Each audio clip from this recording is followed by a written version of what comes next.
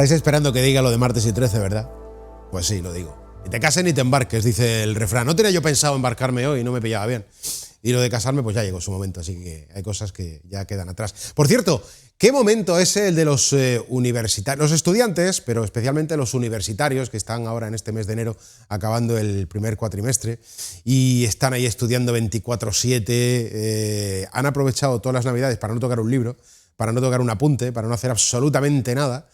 Pero hay algunos que tienen la privilegiada capacidad para, después de disfrutar la Navidad como si no existiera la del 2026, y ahora se ponen en marcha y rápidamente cogen el ritmo. No solo eso, sino que ya algunos han tenido el privilegio de recibir las primeras notas y hasta lo han hecho bien.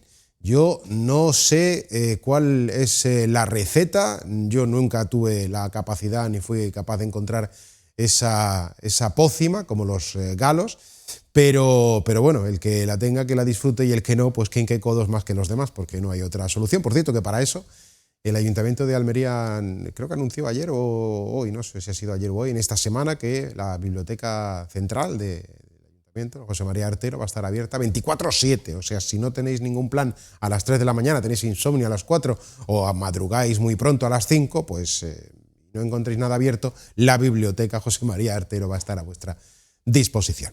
Bueno, dicho toda esta sarta de tonterías, ¿qué tal? Muy buenas noches, ¿cómo estáis? Arrancamos Conexión Almería en esta semana de martes 13, donde, bueno, pues hasta las 11:30 más o menos vamos a intentar estar con vosotros aquí en Interalmería Televisión, repasando los asuntos de actualidad. Y vamos a comenzar con capítulo económico, capítulo monetario, capítulo financiero, capítulo del Ministerio de María Jesús Montero, el Ministerio de Hacienda, que ha presentado un nuevo modelo de financiación autonómica, como ya sabéis, o por lo menos habréis escuchado cositas. El que más o menos tenga interés pues habrá profundizado un poquito más. Pretende sustituir al sistema vigente, que está desde hace ya más de una década, y en ese contexto el secretario, y ya nos metemos en harina, el secretario provincial del PSOE en Almería, que evidentemente bueno, pues, lo digo en el buen sentido, no es peyorativo, el tentáculo del gobierno, porque es su mismo partido, sin más, que luego se tergiversan las cosas y se busca donde no. Simplemente quiero decir que es el hilo. Igual el hilo queda mejor que el tentáculo. Venga, pues me quedo con el hilo. Del partido del gobierno en Almería, decía que el secretario provincial, José María Martín, ha defendido este modelo, iniciando así la sensación que tenemos todos de ese camino hacia las próximas elecciones andaluzas. Lo digo porque María Jesús Montero, el responsable de Hacienda, es curiosamente pues la candidata al gobierno andaluz, la cabeza de lista del PSOE para las próximas elecciones regionales. Vamos a escuchar lo que ha dicho José María Martín y enseguida saludamos a nuestros invitados de mesa. Moreno Bonilla lleva meses alimentando una polémica absolutamente absurda. El presidente de la Junta de Andalucía, del Partido Popular, pedía para nuestra tierra 4.000 millones de euros. 4.000 millones de euros más al año. Pues bien, el modelo que pone el Gobierno de España, la ministra de Hacienda, María Jesús Montero, sobre la mesa, da 4.850 millones de euros más al año. Nuestra comunidad autónoma es la comunidad autónoma más beneficiada en todo el territorio nacional. Poco podemos esperar de un gobierno de España que ayer presentaba a bombo y platillo un nuevo modelo de financiación que el día de antes conocíamos de boca del propio Oriol Junqueras.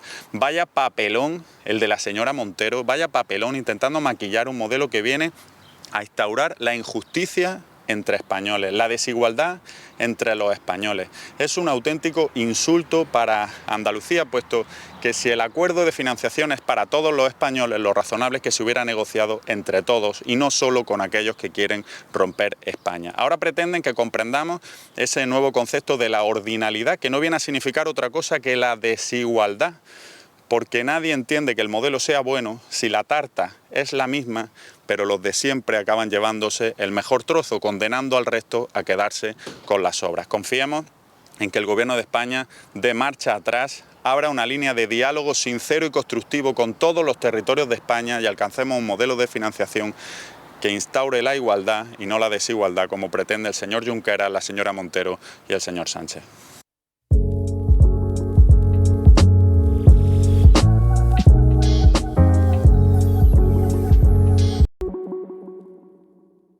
Escuchábamos también de esa respuesta del presidente del Partido Popular en Almería, Ramón Fernández Pacheco. Bueno, saludamos esta noche en esta mesa de Conexión Almería en Interalmería Televisión a Antonio Guerrero. Hola Antonio, ¿qué tal? Pues muy bien, encantado de verte después de estas fiestas navideñas tan grandes que han sido. Un placer como siempre. Cristina González, ¿qué tal? Muy buenas. Pues nada, igualmente muy contenta de estar de nuevo contigo y hablar de temas tan diversos. Sí, tenemos una agenda diversa, por cierto, que hoy es el Día Mundial contra la depresión. Un día, una de las enfermedades mentales, la más importante, la más numerosa y que, bueno, ahora tendremos ocasión de hablar de ello. Lo comentaremos, claro que sí. Paula Bolaños, compañera, ¿qué tal? ¿Qué tal? Buenas noches. ¿Todo bien? Todo bien. El año empieza movido. Por suerte en esta parte del mundo parece que no tanto, pero bueno, aún hay cositas que hacen que nos movamos un poquito más este 2026. Sí. No hemos empezado tranquilos. ¿La Navidad es por aquí o has podido ir un poquito No, ojalá. de la península? Hombre, yo soy canaria, entonces Sí. esa línea entre Almería y Canarias que casualmente me paralizan la mitad del año, pues bueno, se puede utilizar a ratos bien, a ratos peor, pero bueno, de todas maneras no, hemos pasado la Navidad aquí con la familia aquí en Almería. Bueno, comenzábamos escuchando este asunto de la financiación territorial, la financiación autonómica. No sé quién quiere arrancar. Escuchábamos la versión, obviamente, pues del lado del gobierno y la posición del lado completamente opuesto, con lo cual es la disputa política inherente a la situación y nada nuevo sobre lo esperado. ¿Algún primer comentario? No sé, Paula, por ejemplo. Bueno, únicamente decir que es un poco, o sea, podríamos estar hablando de la financiación autonómica, podríamos estar hablando de cualquier otro tema. Al final la situación iba a ser la misma. Unos dicen que sí, otros dicen que no. Falta diálogo por todas partes entre las diferentes ramas. Que el PP diga que no al modelo de financiación, aunque beneficia a Andalucía, incluso pues decía también el portavoz del PSOE que incluso más de lo que había pedido el PP, pero el PP dice que no porque se ha pactado solamente con Cataluña. Esto básicamente se trata de que en junio hay elecciones autonómicas, Moreno Bonillo se presenta por el PP, María Jesús Montero, que es la artífice del nuevo plan de financiación, se presenta por el PSOE, entonces da igual la cantidad de dinero que se hubiera dado a Andalucía, el PP va a decir que no. Es una cuestión más bien política. Lo que a mí me preocupa es que luego la ciudadanía andaluza sea la que no sea beneficiada por esta trama política que hay entre los dos bandos. Uh-huh. Cristina, Antonio. Bueno, yo coincido prácticamente en casi todos los planteamientos de la compañera y obviamente yo voy a eludir un poco el tema político porque si te metes dentro de él tienes que enfrentarte a alguien. Entonces creo que la política no va de enfrentamiento, sino de reflexionar sobre la gestión pública. Entonces, si nos ceñimos en el concepto de gestión pública, de reflexión sobre ello, yo considero que esta medida, más allá de que a uno le venga bien, a otro le venga mal, y que obviamente es un arma arrojadiza dentro del electorado, yo considero que esta medida no va en contra del principio de solidaridad que hay en el Estado español. ¿Por qué? Porque no es una medida que vaya a beneficiar ni a perjudicar a ninguna comunidad autónoma, sino que va a beneficiar a los ciudadanos en función de su perfil como ciudadanos. Es decir, hay comunidades donde hay más personas mayores, donde hay más personas más jóvenes, donde hay más necesidades en un aspecto o en otro. Entonces, esta medida va a intentar satisfacer de forma personalizada por las necesidades de cada comunidad autónoma en función de sus ciudadanos, de las necesidades que tengan. No es, como se viene diciendo por ahí, que en función de los impuestos que se ingresan en las arcas públicas, así serán los beneficios que tenemos como comunidad autónoma. Eso es una comunicación que no es de todo correcta, sino que va en función del ciudadano concreto de a pie que está con las necesidades en esa comunidad autónoma concreta. Entonces yo, alejándome del debate político, porque no quiero entrar dentro de él, coincido en este caso con que la medida va a traer más beneficio que perjuicio a la larga en función del ciudadano, que es lo que realmente nos interesa como reflexión sobre la gestión pública. Cristina. Bueno, yo parto de ver que se toman decisiones de alguna forma unilateral. Para mí lo ideal sería pues, llegar a ese modelo compartido con toda la autonomía y que y que realmente sea un modelo en el tiempo, ¿no? Es decir, que no sea ahora una medida que luego, primero, ver si se aprueba o no en el Congreso, segundo, si se va a trasladar a otras comunidades para después modificar ese reparto. Para mí lo importante es, en esa dotación económica a las comunidades, es lo que le llega a los ciudadanos. Y en este caso, en salud mental, para mí, yo necesito datos para comparar realmente si vamos a mejorar o no mejorar esa dotación económica que se pretende dar a Andalucía. ¿Cuánto dinero se van a poner sobre la mesa para la creación de recursos, sobre la dotación de profesional que necesita la salud mental? Para mí, si eso no se mejora, para mí el reparto puede ser de una forma o de la otra, pero a mí realmente, que represento al colectivo de la salud mental a nivel de Almería y a nivel andaluz, pues formamos parte de una federación, para mí lo importante es ver transparencia en la dotación económica en cada partida que se pueda realizar. Sí. Bueno, el asunto es que, como bien decía Antonio, este capítulo, como tantos otros a nivel político y a nivel nacional, bueno, en realidad también a nivel regional e incluso provincial, ¿no? Y hasta local, o sea, todo son armas que se utilizan, pues, para el lanzamiento hacia uno o hacia otro sentido. Pero es cierto, yo creo que es absolutamente innegable, por mucho que tengamos una visión, como decía Antonio, que no sé si decir quimérica, ¿no? Pero sí la idealizada, que al final lo que se invierta vaya a parar al ciudadano, sino que es que todo nace, o da la sensación, ¿vale? No quiero tampoco ser absolutista en el planteamiento, ni rotundo, ni tampoco excesivamente vehemente, pero da la sensación que todo parte de una cierta sensación de que el ciudadano se ve manipulado.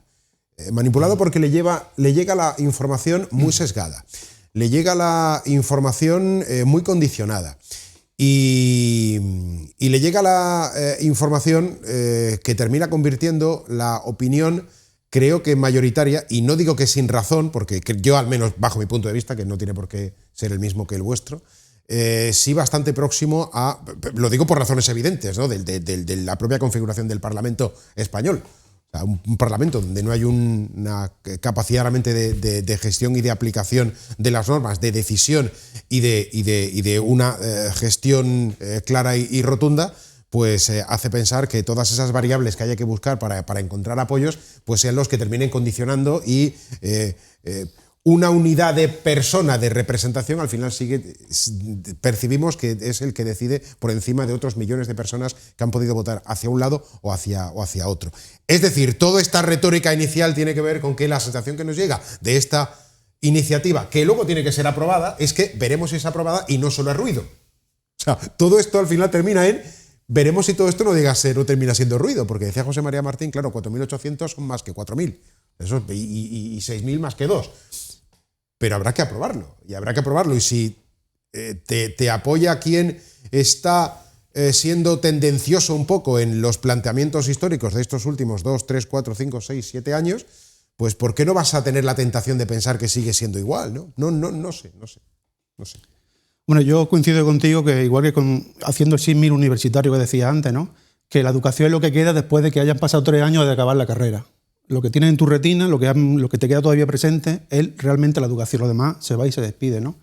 Pues en política pasa un poco igual. El ciudadano no tiene participación pública en la política, le llega todo transformado, manipulado, deformado por algunos medios de comunicación, por las redes sociales. De hecho, la política en sí, la configuración de la política actual es a través de esos medios de comunicación, a través de las redes sociales. No existe una política abierta del tú a tú. Los políticos no van por la calle saludando a la gente, están en su despacho o en los medios, como decimos, y no existe una política real. Y yo me planteo, la pregunta que muchas veces me hago es si realmente España es un país democrático, porque yo pienso que no lo es. La ley 2 no es democrática, el Parlamento no funciona democráticamente, de hecho la Constitución, que es la Carta Magna, viene que España es una monarquía parlamentaria. Entonces, ¿hasta qué punto el ciudadano realmente puede participar en la vida política y hasta qué punto la vida política repercute realmente en el ciudadano. Esta ley o este proyecto de ley se aprobará y llegarán pues, unos restos que no serán en absoluto como los que vienen ahora, pero en todo caso para mí siguen siendo positivos porque mejora un poco más la vida del ciudadano. Yo puedo tener unas muchas críticas sobre un determinado gobierno, puedo coincidir en parte o en su totalidad con él, pero hay determinadas normas que hay que reconocer la positividad de la norma, sobre todo en este caso porque no va en contra del principio de solidaridad. Creo que es una norma que puede beneficiar, aunque no cede el 100% de la norma, puede beneficiar la sociedad del bienestar, ¿no? Pero es cierto, como tú decías, que la política no se va de una forma directa, no se mueve en agua transparente, siempre son arenas movedizas. Y coincido contigo con que es un escenario completamente oscuro en el que los ciudadanos tenemos mucho que decir todavía. No basta con ir a votar. Yo creo que los ciudadanos tenemos que emanciparnos y empezar a exigir cosas a los políticos y exigir que nos dejen participar en los debates sociales. No solamente, como decía la compañera, esta es una ley que necesita un mayor recorrido de diálogo, sino que en ese recorrido tiene que haber agentes sociales, tiene que haber un pueblo participativo. Y eso no se da en esta democracia. Por eso mi reflexión primera es, o la reflexión mayor es, si España es o no un país democrático. Bueno, yo ahí solamente quiero poner encima de la mesa, y sin entrar tampoco en mayor valoración, pero desde finales de los 70 hasta mediados de los 2020, que es desde que arranca hasta que estamos, hasta donde estamos, creo que la sensación general de la ciudadanía es que, con sus quejas, porque eso es innato al ciudadano, que evidentemente siempre va a encontrar algo que le frustra o algo que no le terminan de cumplir o que no le termina de convencer después de una promesa o después de una propuesta electoral. Pero al final creo que ha habido una sensación general que se ha perdido en estos últimos años, probablemente porque la clase política está dejando mucho que desear. Los que tenemos un poquito más de recorrido hemos tenido en nuestra infancia, juventud, el conocimiento que valoramos ahora con el tiempo, porque en ese momento igual no lo veíamos tan claro, estábamos a otras cosas, pero con el tiempo te das cuenta de lo que era personas que en la escena pública, en la escena política, dentro de los intereses de su colectivo digo de su partido, sus ideas y de la defensa de sus planteamientos y sus postulados, pero sí que estaba mucho más cerca de la ciudadanía de lo que está ahora. Ahora parece, porque insisto, ¿no? Como he dicho antes, no quiero ser muy vehemente, porque no ni quiero ni puedo, ¿no? Pero parece que velan más por su propio sillón que por el sillón de los que están alrededor. Digo alrededor, digo ciudadanía. Entonces, creo que hay muchísimo desapego, que probablemente llegue a reflexiones como la que comenta Antonio, por la situación actual, pero yo quiero percibir con la perspectiva del tiempo que hace 20, 25, 30 años teníamos una posición bastante más próxima a esa carta magna de lo que igual lo tenemos ahora. Pero creo que había más libertad de expresión que ahora. Mucha más. Ahí tienes toda la razón del mundo. Muchísima más. Muchísima más. Paula, Antonia, perdona, Cristina. Yo ahí tengo que discrepar. El hecho de que ahora tengamos ese desapego, que existe, que es una realidad, yo creo que no tiene tanto que ver con que la clase política haya ido a menos, sino que nos comunicamos de manera diferente. Si cuando estaba Felipe González o andaba en el poder hubiéramos tenido unas redes sociales y una politización como hemos tenido ahora, la cosa sería muy diferente. Nosotros, seguro, la estaría sociedad, todo más sucio, seguro. La sociedad percibe a los políticos de una manera muy diferente a como los percibíamos hace 25 o 30 años. Yo no era consciente, yo era muy pequeña, pero tengo esa sensación de cuando vemos a esos políticos en sus estrados que parecían entes fuera de la calle. Hemos tenido a alcaldesas de Madrid que paseaban por el metro, o hemos tenido a gente que va a participar hemos tenido a un vicepresidente que ahora tiene un bar. Tenemos gente pues, que vive su vida cotidiana y está en la calle y la gente se aproxima. Ahora es verdad que con bastante más violencia que antiguamente, ¿no? Es la percepción que yo tengo. No creo que sea que la clase política haya descendido en capacidad.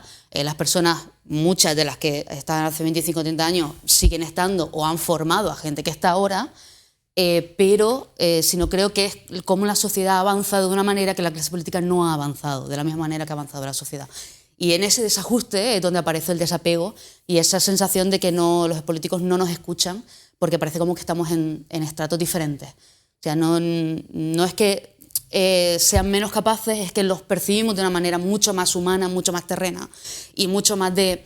hemos tenido profesores de universidad que ahora están en el Parlamento, hemos tenido trabajadores de fábricas que ahora están en el Parlamento. Los percibimos de una manera mucho más cercana y los juzgamos de una manera mucho más de vecino a vecino, o como podemos juzgar en redes sociales, que parece que no tenemos filtros. O sea, vamos al insulto y vamos a decir esto que has dicho no me gusta y ya está, y atacamos antes de pensar. Y eso tiene que ver con la... no me sale la palabra, que era palabra del año hace un par de años, que está en boca de todo el mundo, no me sale, el estar en dos lados y no hay espacio para el diálogo. Polarización, vale, la polarización, que no existía la polarización que existe ahora. Y eso es por la forma de comunicarnos y por la irrupción de las redes sociales, desde mi perspectiva. No sé si Cristina quiere apuntar algo. Todo esto ha partido de las palabras de José María Martín y la respuesta de Ramón Fernández Pacheco con la financiación autonómica. Pero como decíamos, como al final todo eso percibimos que son herramientas que se usan más que... ¿Tú sabes, Paula, en qué consiste la financiación realmente al detalle? No me la he leído. Yo no tengo ni idea. El proyecto no me lo he leído. Yo no tengo absolutamente ni idea. ¿Antonio? Yo he leído un poco por encima, superficialmente. Pues es muy complejo y luego, como decíamos, tiene que terminar de aprobarse. No sé si Cristina quería apuntar alguna cosa más para ir avanzando. El desapego que yo percibo, ya tengo mis ciertos años, cuando la juventud estaba más cercana a los movimientos sociales, movimientos políticos, y que hoy en día es verdad que ha cambiado la forma de comunicarse, las redes, a través de las redes, pues bueno, pues a lo mejor tiene más cercanía con el político de turno, pero creo que eso no da esa sensación de que hay interés por la política en absoluta de los jóvenes y no tan jóvenes. Por eso, probablemente, pues que ha cambiado el modelo de comunicación, el modelo de ver la política. Y volviendo a lo de la financiación en Cataluña, creo que, y vuelvo a decir, que yo en Andalucía lo que pretendo es que sea la misma financiación que Cataluña o Navarra o el País Vasco.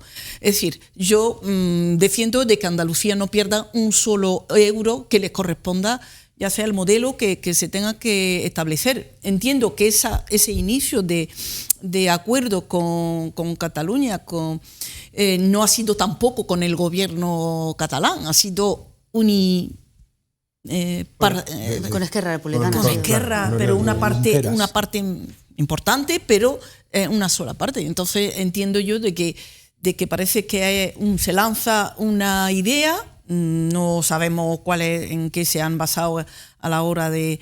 no hay transparencia o no da tiempo a ver realmente. Entonces se lanza ese acuerdo, pero de una forma, no sé, con vísperas a unas elecciones. Todo se mueve, no nos engañemos que todo se mueve de elecciones a elecciones. Y es una percepción que tenemos en la calle. Falta un año, me parece, ¿no? Cada 4 años. Para las nacionales el año que viene, no, para las regionales este año. Ya sea elecciones municipales, la autonómica o la general o la que fuera.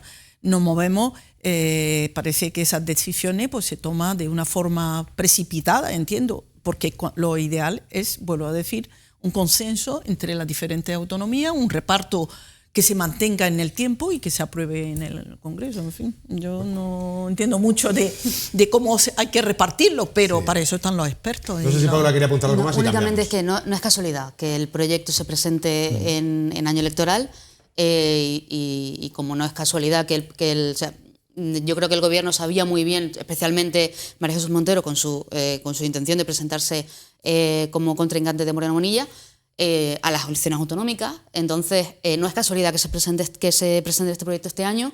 Es una estrategia política que necesita más maduración, sin duda. Sin duda, estoy de acuerdo en que contra más agentes haya en la negociación, mejor y más coherente será y más beneficioso será para las diferentes partes. También es verdad que se extenderá en el tiempo. Pero es un proyecto que quizás necesita más maduración, pero se presenta este año por una razón muy concreta, que son las elecciones autonómicas. Está claro. Bueno, seguimos avanzando en Conexión Almeriana esta noche de martes y vamos a un tema pues prácticamente constante. En Navidad, evidentemente, lo hemos dejado un poco. No, lo hemos dejado porque el otro día José Antonio Barrera estuvo aquí y ya volvió a hablar del tren, y esta semana tenemos que volver a traerlo justamente en este día en el que abrimos nuestro programa, porque la mesa del tren ha hecho balance un poco de lo que ha sido el servicio ferroviario de 2025, que evidentemente pues no sale bien parado, y va a pedir soluciones urgentes al presidente de Renfe tras un año 2025 horrible, así lo ha calificado en la provincia de Almería. La mesa en defensa del ferrocarril analiza 2025 y perfectamente podría haber hecho un copia y pega de 2024. La provincia sigue sin avanzar y sufre peores conexiones que hace más de 3 décadas. 12 meses en los que las únicas noticias positivas llegan de la mano de las obras de la alta velocidad Almería-Murcia, y siempre que solo nos fijemos en los tramos de la provincia. En cuanto a las obras, van bien. ¿Nos vamos a subir a un tren de la alta velocidad pronto? Pues no lo sabemos.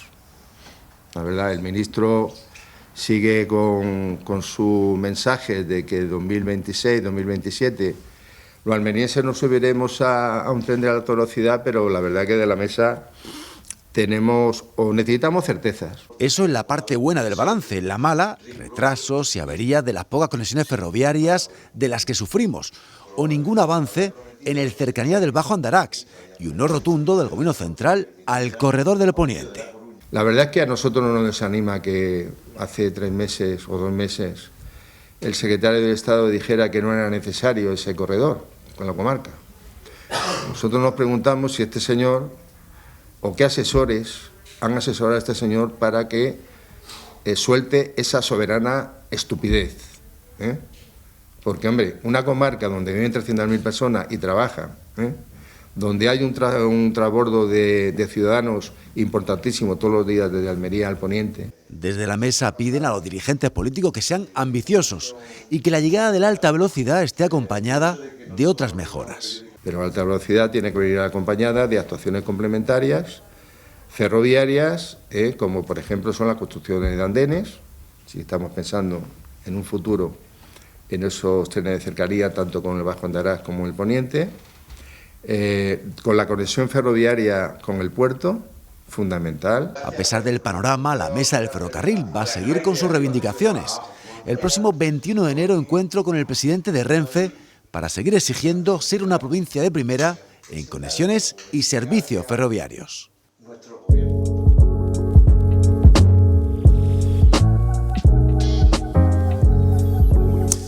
Bueno, arranca un año en el que vamos a ver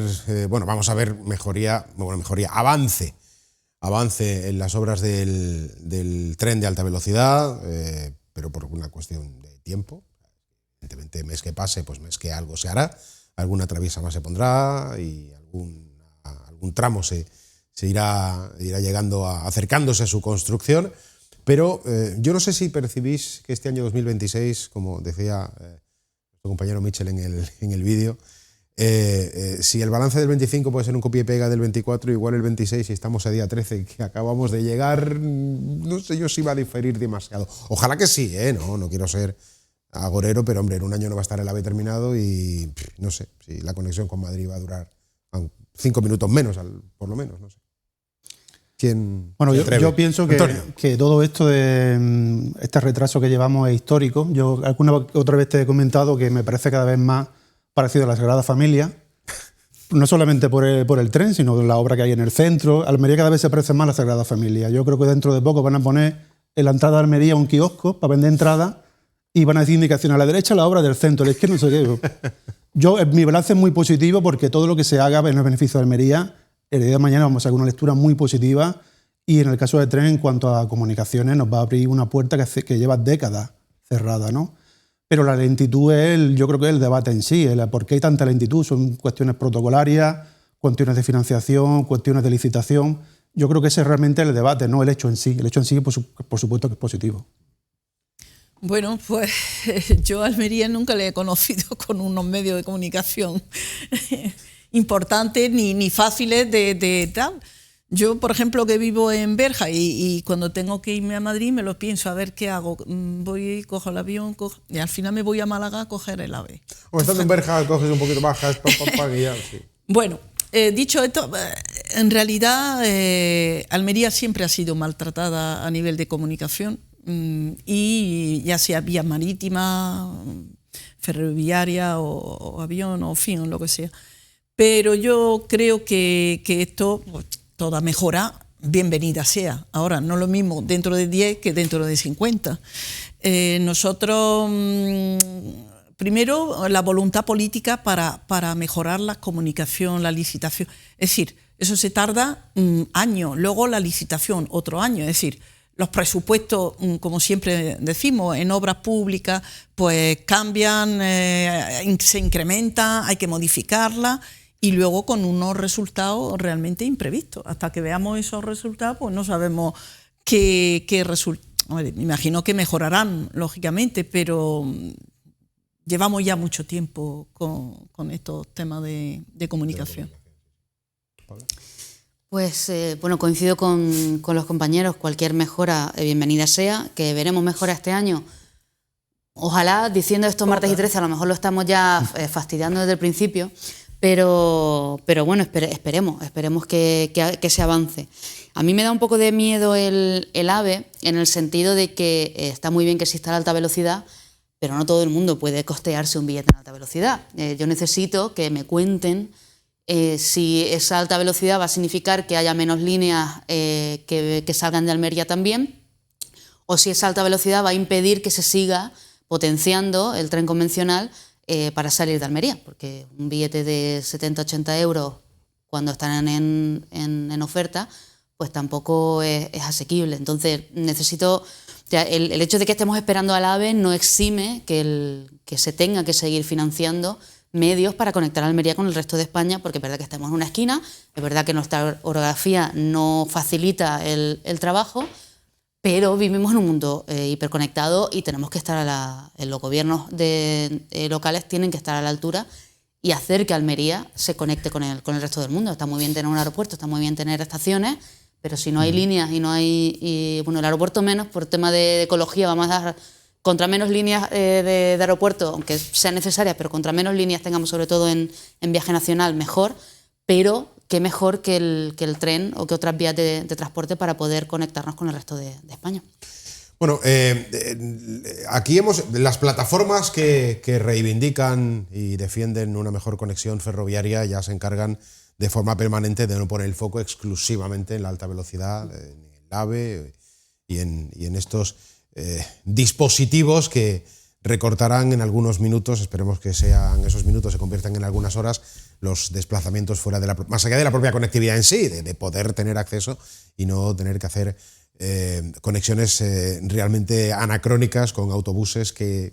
Yo recuerdo, no hace mucho vi una película, o una serie, pero sería una película, supongo, ¿no? Entonces era Madrid, era un viaje, no sé, alguien viajaba de Madrid a algún sitio, entonces iba en autobús y el autobús tenía delante un cartelito de Renfe. Y yo, coño, pues Almería está recuperando la historia, ¿no?, de Renfe en autobús, ¿no? Esos viajes a Granada, a 1000 sitios, bueno, ahora lo tenemos permanentemente, aunque sea el enlace, la lanzadera Almería-Huércal por los motivos más evidentes. Pero decía, las plataformas ponen el foco, nosotros aquí en el programa, y creo que todos los medios en general, la ciudadanía no solo se está quedando con el AVE, sino las conexiones convencionales.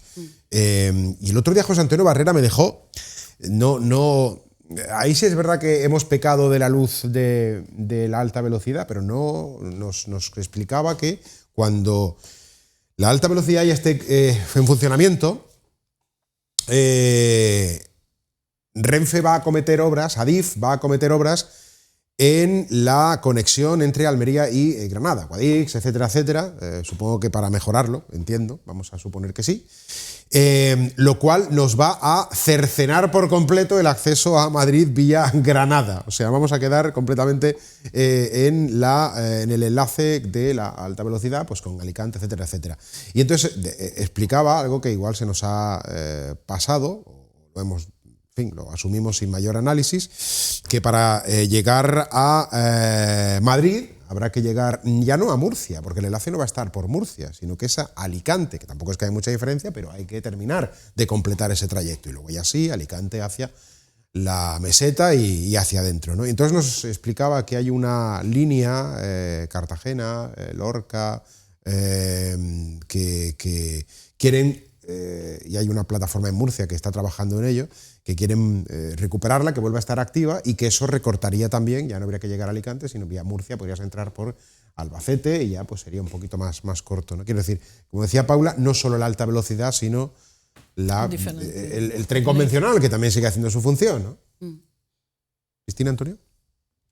Bueno, yo coincido contigo de que estos avances que vienen van a generar un beneficio, pero también un trastorno para los viandantes que están ahí, ¿no?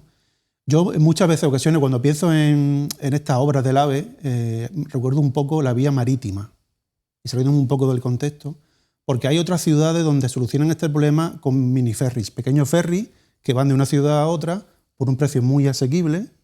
Y a lo mejor no habría que esperar tanto tiempo para que el tema de la alta velocidad terminara a acabarse. Esos años que quedan pendientes para que esto fuera una realidad, igual se podían solucionar con estos pequeños ferries que existen en unas ciudades como por ejemplo en Huelva, que es mi ciudad, de donde yo vengo, donde hay una línea permanente entre Huelva y Portugal. Aunque existe un puente, sigue existiendo ese pequeño ferry que soluciona muchos problemas. Entonces, es una vía que creo que no se ha explotado todavía, y que en estos años que quedan, que al final todos nos alegraremos mucho de tener un AVE, de poder coger el AVE, los que puedan cogerlo, por supuesto, todos tendremos una lectura muy positiva, pero en estos años que quedan para que salgamos de esta increíble obra que agotan Almería, quizá la vía marítima podría ser una solución temporal y no temporal, bastante apetitosa. Bueno, al hilo de la línea marítima, siempre se ha hablado del enlace con Aguadulce, Roquetas, desde Almería, por toda la zona del Bayana y bueno, eso no ha terminado de encontrarse por lo que se ha explicado quien lo ha analizado por completo, más allá de la sensación que podamos tener de que si nos lo ponen pues igual lo usamos y nos evitamos el Cañarete y toda la congestión que se produce a la espera del tercer carril, etcétera, etcétera. Que ¿no? la carretera del Poniente, nunca... cualquier accidente, cualquier cosa que ocurre, la paraliza durante horas. Sí. Y eso es un problema, yo creo, de extrema gravedad, porque no puede pasar una ambulancia, no puede pasar un coche de bomberos, no puedes desplazarte a cumplir con tu horario de trabajo, y creo que es un problema gravísimo, y yo creo que, puesto que se reconoce que existe un tiempo de espera, se podrían investigar otras vías alternativas para solucionar ese gran problema.